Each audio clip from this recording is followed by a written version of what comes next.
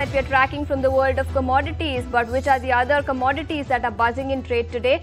Kanishka is now joining us with a roundup of exactly that. Kanishka, over to you. That's right. Very good afternoon, Ashesha. Now, oil and gold, both these commodities are in the spotlight today amid a mix of geopolitical and macroeconomic triggers. Now, Brent crude, first of all, that's down almost 3% today, but still up 3.8% for the week, marking its third weekly gain in a row. On the other hand, now the prices are surging. Did surge earlier this week on the back of escalating Israel and Iran tensions, but they eased after the White House delayed a decision of US involvement, signaling a possible window for de-escalation. Uncertainty, however, remains high, especially with Trump's two-week deadline approach, which is keeping the sentiment very volatile. On the other hand, we have gold prices, which have slipped about 1.5% today, heading for a weekly decline. Now, despite the safe haven demand due to geopolitical risks. Now, a stronger dollar and the prospect of fewer Fed rate cuts are weighing on the yellow metal. Now, the Fed yesterday did hold rates steady and now projects just 2 rate cuts going forward in the year, which has dampened investor appetite for non-yielding assets like gold. However, year-to-date, oil is up about 4%, whereas gold, that remains a standout performer with gains of over 23%. Kanishka, thanks so much for joining us with a roundup on that. But let's put the spotlight on India's sugar sector then. And as ET now celebrates 16 years of tracking India's economic evolution, today we put the spotlight on one sector that has truly sweetened its trajectory, the Indian sugar industry. From battling chronic cane arrears and policy uncertainty in the early 2000s to emerging as one of the world's top sugar exporters and ethanol producers, India's sugar sector has come a long way. In 2009, India's sugar production stood at just about 20 million tons. Today, the number has risen to about 36 million tons, backed by better yields, stable FRP regime and improved cash flows, thanks in part to robust ethanol blending program. Ethanol blending, which was virtually non-existent back then, has now crossed the 20% mark, helped not just reduce oil imports in India, but also ensure timely cane payments to farmers. Sugar exports, on the other side, once irregular and subsidy dependent, hit a record 11 million tons in sugar season 21-22, establishing India as a key player in global markets before exports were curbed to rein in domestic prices. From monthly sugar release mechanisms to streamlined FRP and policy-driven ethanol targets, the last 16 years have truly been a turning point for this traditionally cyclical sector. The sugar story has evolved and how, and we at ET Now will continue to track India's sugar sweet spot only gets sweeter from here on. And to discuss exactly this, we now have ISMA joining us on the show. What impact will sugar sowing and the early monsoon have on sugarcane sowing going forward? To discuss exactly this, we now have ISMA, Mr. Deepak Ballani now joining us. Mr. Ballani, thank you so much for taking your time out and joining us here on ET Now. And the first question is with respect to recent weather conditions. Can you tell us how has recent weather conditions and early monsoon and then the fact that monsoon stalled for nearly 10 days, how has that impacted sugar sowing in major states like Maharashtra and UP?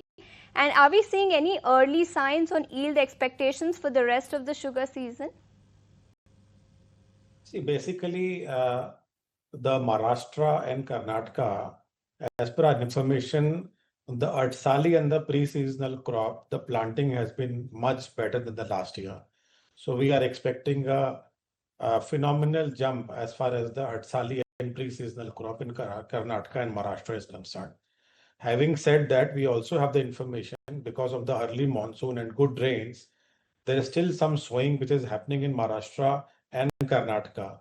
So I believe the overall scenario looks very positive, and we are hoping for a much better improvement in the area as well as the production in these states. And depending on how the monsoon is going to fare in coming months, and specifically the prediction which has been released by IMD, if that is correct, we will see at least improvement of yield also in Maharashtra and Karnataka. So as of now, we are very positive that we are in a much better situation as far as these two states are concerned. Okay, so sugar output for this year is expected to be very strong. But Mr. Ballani, what is ISMA's latest estimate for sugar production for this sugar season 24-25? And how has the forecast changed due to early monsoon and grain acreage revisions that we have seen over the last few days? See, for 24-25, the crushing season is already over. And as we had said in our estimate, that we will be closing at around 261 to 262 lakh tons of sugar after diverting around 34 lakh ton on to ethanol. And till date, we've already done around 257.5. And with Karnataka and Tamil Nadu going for a special season right from starting from June, another 4 lakh ton will be added. So we will close around 261.5, around 262. So this season is already done. For the next year, 25-26, it is too early for us to give an estimate. Our satellite survey, our field survey will start in third week of June. And after a proper assessment, a data-driven analysis, we will release our first preliminary estimate around end of July or first week of August, which will give some clarity both on the area and the yield, plus the production of next year 25-26. Understood. Mr. Ballani, so that's as far as production is concerned and your production estimates for the rest of the year. But what is the current sugar stock position in the country? And do you foresee any shortage or any surplus scenario as we end this sugar season? Absolutely not. I don't think there is any shortage of sugar in the country. If you see the quota release till June, so we have had around quota of around 207.5 lakh tons.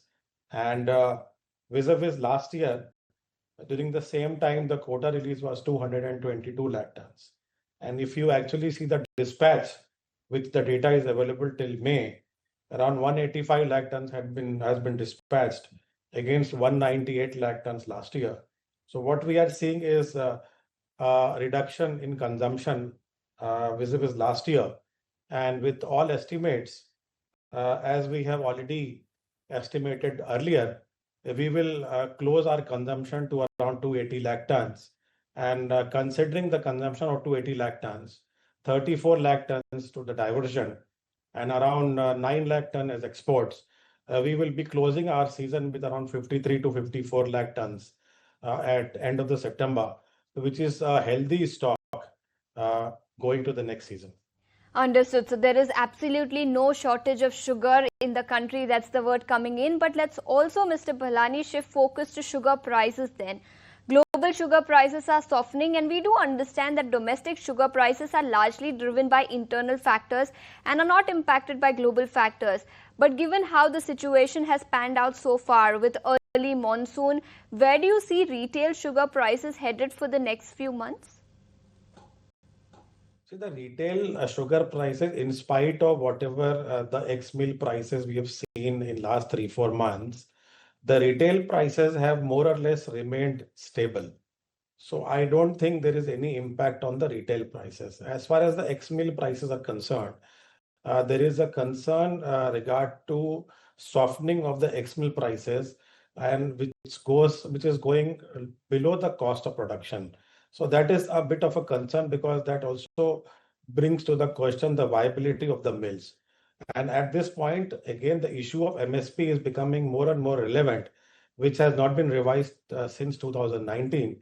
So I think it is very, very important that the government reconsiders the revision of MSP, looking into the increase in FRP, which has been recently increased to 355 rupees per quintal, and establishing a linkage between FRP and the minimum support price. I think it is extremely important for us to have a revised MSP so that the viability of the mills are retained. And Mr. Ballani, let's also now talk about ethanol, because India this year achieved that 20% ethanol blending mark. But for this year, how much sugar diversion for ethanol is expected? And has the pace of blending ethanol increased over the last few months? And how is it expected to trend going forward? So this year, Initially, we had expected a diversion of around 40 lakh tons to ethanol. But because of non-revision of prices, which the industry was hoping for, and considering that it was not increased in last 2 years, in spite of the increase in FRP, so that was one of the hindrance, and also because of the less cane availability. Now we are looking at the diversion to be around 33 to 34 lakh tons this year, 24-25. Mr. Ballani, thank you so much for taking your time out and joining us here on ET Now and helping us understand what the outlook is for the sugar sector. We need to slip into a very short break, but an exclusive interaction coming up for you on the other side, so don't go